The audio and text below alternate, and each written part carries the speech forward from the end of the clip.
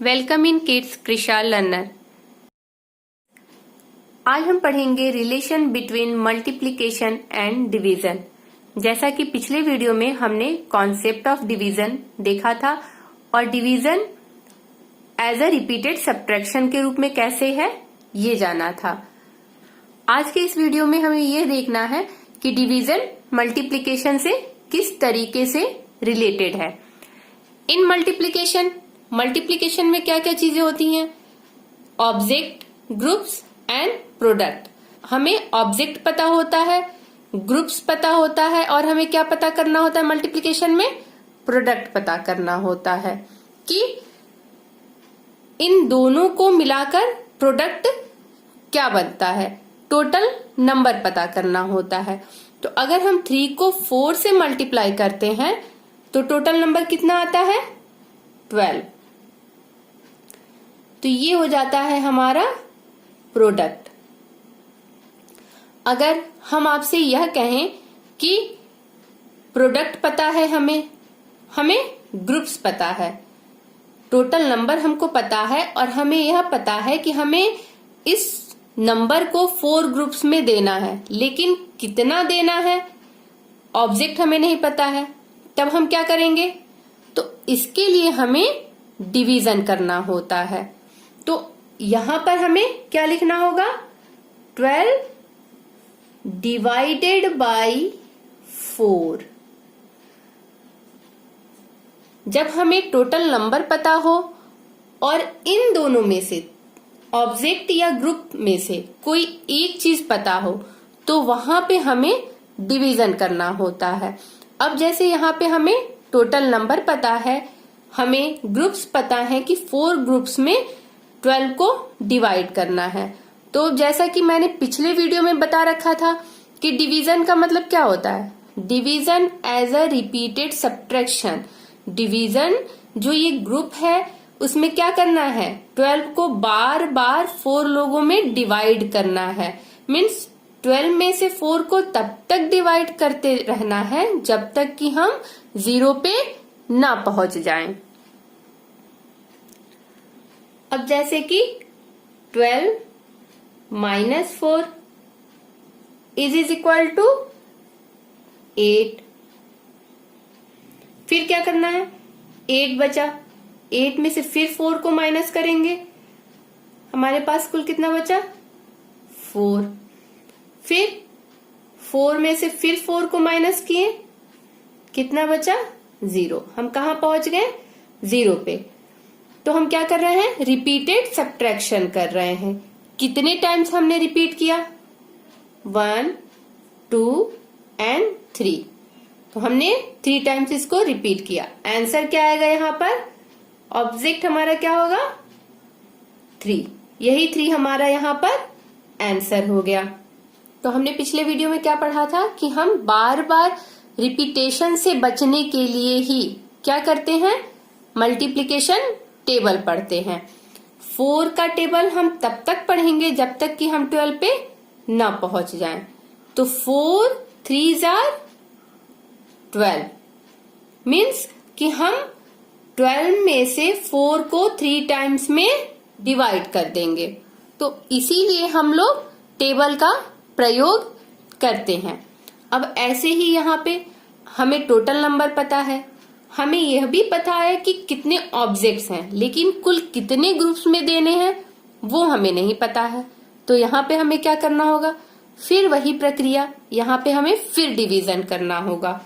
12 divided by 3। जब हमें total number पता होता है और ग्रुप्स या थिंग्स में से कोई एक चीज पता होती है तो वहां पे हम डिवीजन करते हैं। और जब हम डिवीजन करते हैं तो मल्टीप्लिकेशन टेबल का यूज करते हैं। मल्टीप्लिकेशन टेबल का यूज करने का मतलब यह है कि हमें उस नंबर तक पहुंचना होता है। इस 3 का टेबल पढ़ के हमें कहां तक पहुंचना है? 12 तक पहुंचना है। कितने टाइम्स में पहुंचते हैं वही हमारा आंसर होता है। उतने टाइम्स में पहुंचने का मतलब यह है कि उतने ही टाइम्स में 12 3 से डिवाइड हो जाएगा। अगर हम 3 का टेबल पढ़ते हैं तो हम कितने टाइम्स में यहाँ पे 12 पे पहुंचेंगे? 4 टाइम्स में पहुंचेंगे। हमने क्या कहा कि रिपीटेड सब्ट्रैक्शन से बचने के लिए ही हमने टेबल का इस्तेमाल किया। इसी तरीके से मल्टीप्लिकेशन में हम रिपीटेड एडिशन से बचने के लिए हम लोग क्या करते हैं? मल्टीप्लिकेशन करते हैं। और डिवीजन में रिपीटेड सब्ट्रैक्शन से बचने के लिए ही हम टेबल का इस्तेमाल करते हैं। अब जैसे कि यहाँ पे आंसर हमारा आया 4। अब हम इसको चेक करके देख सकते हैं कि 12 से 3 कितने टाइम्स में डिवाइड हुआ है? 12 माइनस 3 इज इक्वल टू 9। 9 में से फिर हम 3 को माइनस करेंगे, आंसर क्या आएगा हमारा? 6। फिर 6 में से 3 को माइनस किया, आंसर क्या आया हमारा? 3। फिर 3 माइनस 3 इज इक्वल टू 0। हम पहुंच गए 0 पे। कितने टाइम्स में पहुंचे हैं? 1 2 3 4। आंसर क्या है यहाँ पे हमारा? 4। तो यह होता है मल्टीप्लिकेशन का डिवीजन से रिलेशन। अगर हम इस प्रोडक्ट को पहले नंबर से डिवाइड करें, 12 डिवाइडेड बाय 3, तो हमारा आंसर क्या आएगा? यह दूसरा नंबर आएगा, यानी आंसर 4। और इस प्रोडक्ट को अगर हम ग्रुप से डिवाइड करें, दूसरे नंबर से डिवाइड करते हैं, तो हमारा आंसर क्या आता है? यह पहला नंबर आता है। तो इस तरीके से जो है डिवीजन और मल्टीप्लिकेशन दोनों एक दूसरे से को रिलेटेड हैं। तो इस तरीके से हम देखते हैं कि मल्टीप्लिकेशन फैक्ट के 2 डिवीजन फैक्ट बनते हैं। अगर हम इस 28 को 7 से डिवाइड करें, 28 डिवाइडेड बाय 7, तो आंसर हमारा क्या आएगा? यह दूसरा नंबर 4। और अगर हम इस 28 को इस दूसरे नंबर से डिवाइड करें 4 से, 28 divided by 4 is equal to 7। हम 7 का टेबल अगर पढ़ते हैं तो कितने टाइम्स में 28 डिवाइड होगा? 4 टाइम्स में। हम 4 का टेबल पढ़ते हैं तो 7 टाइम्स में 28 डिवाइड हो जाएगा।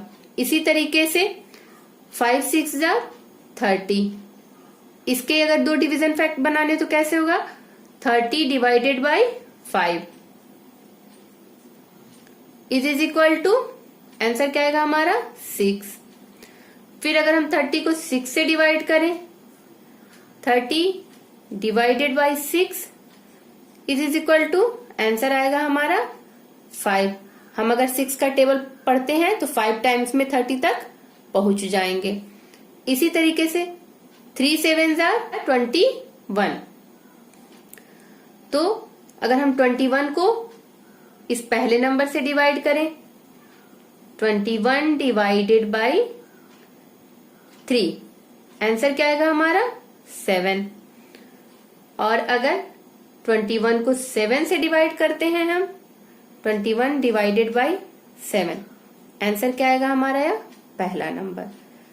7 3 जा 21। तो यह हो गया हमारा मल्टीप्लिकेशन के 2 फैक्ट बनते हैं डिवीजन में। अगर पहले नंबर से हम डिवाइड करते हैं तो दूसरा आंसर आता है, और अगर हम दूसरे नंबर से डिवाइड करते हैं तो पहला आंसर आता है।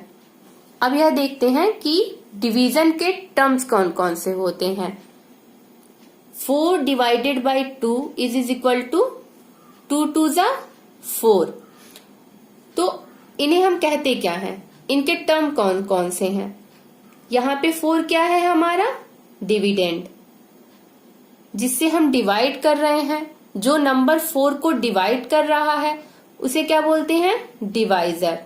और जो भी हमारा आंसर आता है उसे हम कहते हैं कोशेंट। तो डिविडेंड, डिवाइजर और कोशेंट, ये 3 टर्म्स जो है डिवीजन में होते हैं। और ये हमारा जो है शॉर्ट टर्म है, डिवीजन करने का शॉर्ट टर्म है। और अगर हम लॉन्ग टर्म्स में देखते हैं तो डिवीजन करने का लॉन्ग टर्म्स कौन सा होता है?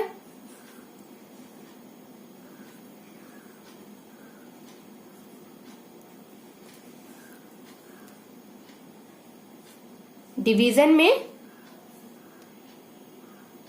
लॉन्ग टर्म इस तरीके से करते हैं। तो डिवीजन में अंदर जो है हमारा कौन सा होता है, डिविडेंड। ये पहला नंबर हमारा डिवीजन में इसके अंदर होता है डिविडेंड। और बाहर जो ये नंबर 4 को डिवाइड कर रहा है, डिवाइजर, बाहर जो है डिवाइजर होता है। और जो हमारा आंसर होता है कोशेंट यहां पर। तो ये हो गया हमारा लॉन्ग टर्म, डिवीजन करने का लॉन्ग टर्म है।